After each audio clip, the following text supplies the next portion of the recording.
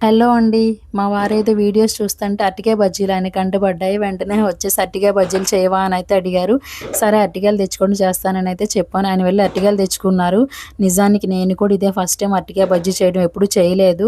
నేను ఎలా చేశానో మీరు కూడా చూసేయండి మరి. గిన్నెలో వాటర్ తీసుకొని కొంచెం సాల్ట్ కలుపుకొని పక్కన పెట్టుకోవాలి. చేతికి కొంచెం ఆయిల్ రాసుకొని అరటికాయల తొక్కంతా తీసేసి 2 ముక్కలుగా కట్ చేసుకొని, ఒక్కొక్క ముక్క తీసుకొని సన్నగా పల్చగా ఇలా ముక్కలుగా కట్ చేసుకొని సాల్ట్ వాటర్‌లో వేసుకోవాలి.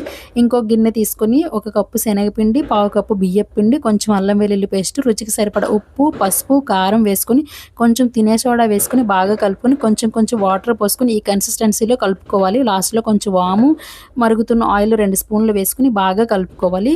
డీప్ ఫ్రైకి సరిపడా ఆయిల్ పెట్టుకొని ఆయిల్ హీట్ అయిన తర్వాత అరటికాయ ముక్కలు తీసుకొని శనగపిండి మిశ్రమంలో డిప్ చేసుకొని ఆయిల్‌లో వేసుకొని బాగా డీప్ ఫ్రై చేసుకొని పక్కకు తీసుకోవడమే. ఫస్ట్ టైం చేశాను కానీ చాలా బాగా వచ్చాయి. వీడియో నచ్చితే లైక్ చేసి సబ్స్క్రైబ్ చేసుకోండి. Bye bye.